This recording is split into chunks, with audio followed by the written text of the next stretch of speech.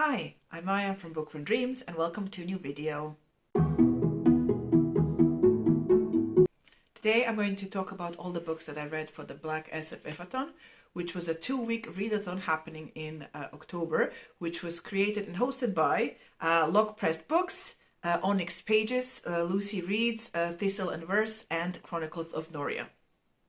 So the goal of this readathon was to promote speculative fiction by Black authors. So you had a bunch of prompts which you could follow or didn't have to. There was also a group book, but basically the goal was to read books of speculative fiction by Black authors. So I actually followed the prompt this time, which was kind of cool. So I'll just go through the prompts and tell you the books that I read for the prompt. The first prompt was to read a book that's been on your TBR for a long time, and for that I picked The Survival of Molly Southbourne by Thompson. This is the sequel to The Murders of Molly Southbourne. So this was a novella in which we follow Molly from the moment when she was younger, then to like her college age years in the first book. And basically anytime that Molly bleeds, another duplicate or doppelganger Molly appears and then acts normal for a little while, then tries to kill her. So this has been happening since she was a young child. And in the first book, we sort of find out how that happened and how Molly deals with that, you know, from a young age to her college years.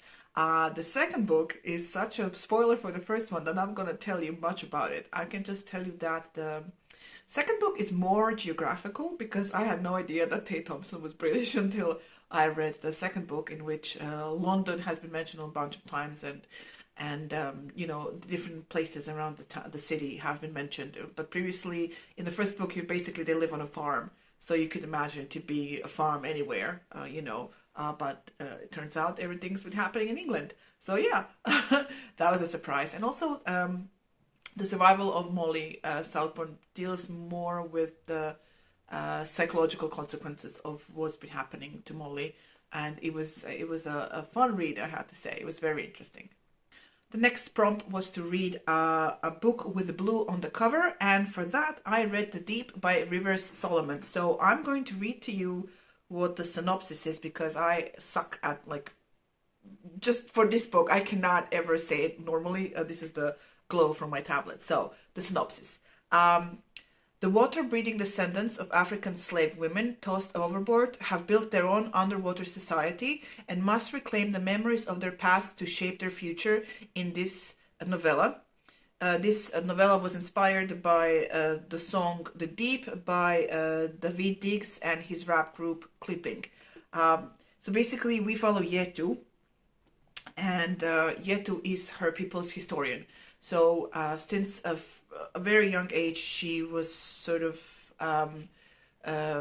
given all the collective history of her people, and she, I think, once a year has to share this history with everybody else in her town, and in their they make a construction, a building in the sea, under the sea, where they all congregate and are safe, so they can share these memories, because nobody remembers anything. And yeah, it was an interesting story. I have to say, my main attraction to the story was David Diggs, who I know from Hamilton and his work on Blackish, the TV show. And I was just, I knew he had a musical side, other than, you know, being in on Broadway, an actor. So I was very interested in this because he reads the audiobook, and I was waiting for a long time to get to the audiobook of this story. I mean, the story is very interesting, but I think I lack the cultural background. Is that how you have to say this to fully appreciate? I mean, I can recognize that this story examines sort of the importance and burdens of history and memory, and basically, and also it definitely dwells into the contrast between personal well-being and the well-being of the community, because Yetu has suffered greatly because she has all the memories and she can remember all the pain and struggles of her ancestors, and then at one point when she shares the memories with her people, she basically leaves them because she doesn't want to be a historian anymore, and then later the story develops and so on. I found The Deep very interesting. It has some interesting concepts, but I don't know. Didn't like it as much as everybody else seems to. So I'm not. I think I'm lacking the sort of cultural background to appreciate all the nuances and to appreciate the whole history of the thing. I didn't find it as engaging as other people seem to have. So definitely check out other people's reviews for this book. I thought it was very interesting.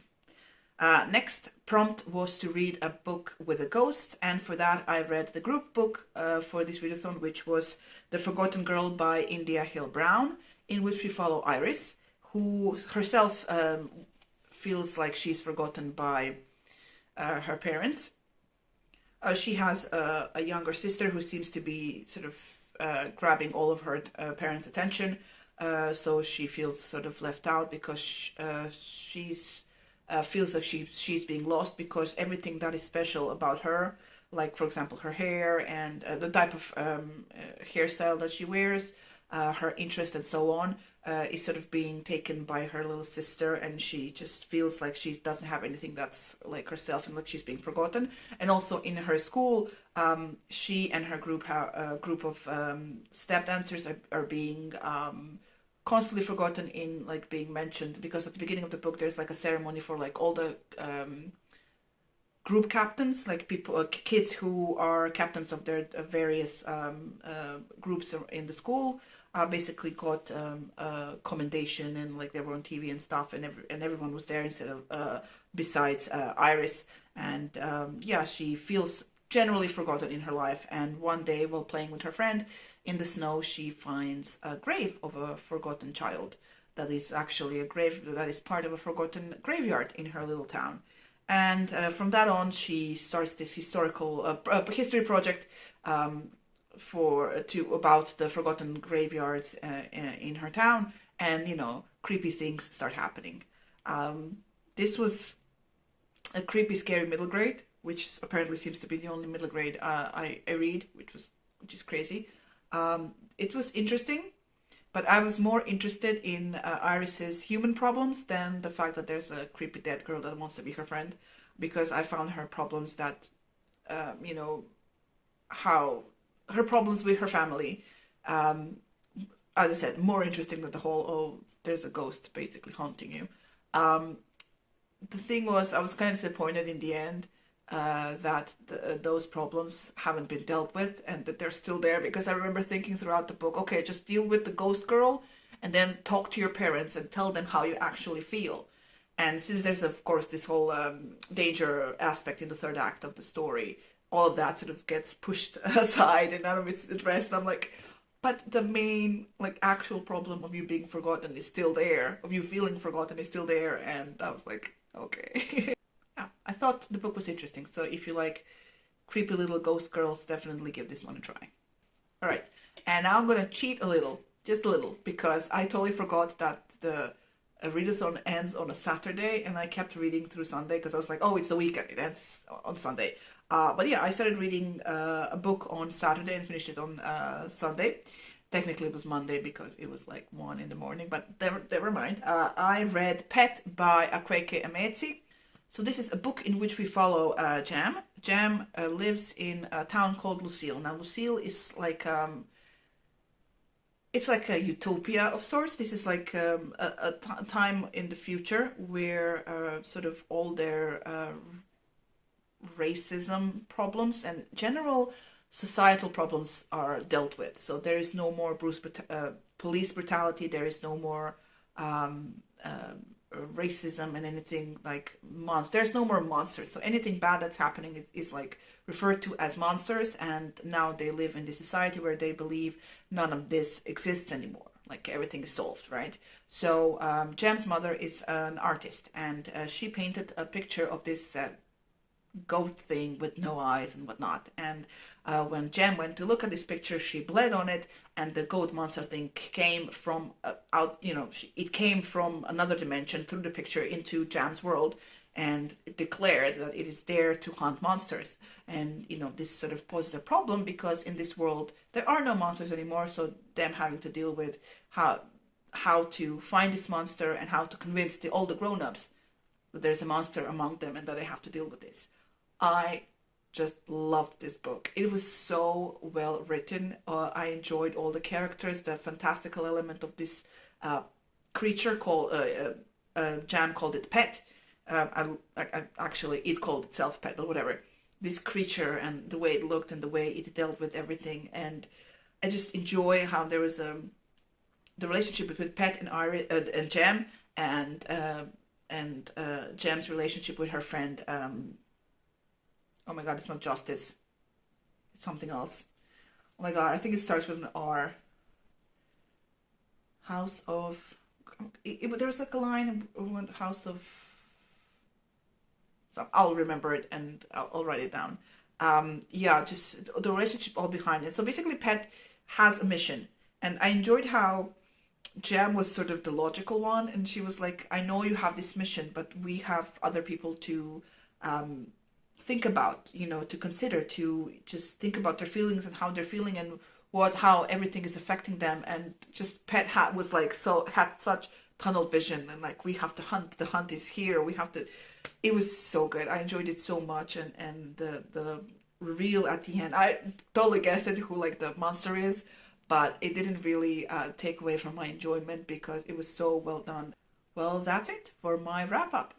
This was a fun readathon. This is round 2 of it. I'm looking forward to round 3. I always read a bunch of cool books for that. I think for the first one I read the fifth season by Anka Jemisin, which is cool. Yeah. If you participated in this readathon, please do let me know down below. Like this video if you want to. Subscribe to our channel. Press the bell button to get notifications for our new videos. And there are some important links down below, so you can check them out. All the links for the readathon and the host and everything will be down below, so please do check out their channels. They're really awesome. And one of them is an bookstagrammer, so check out her bookstagram.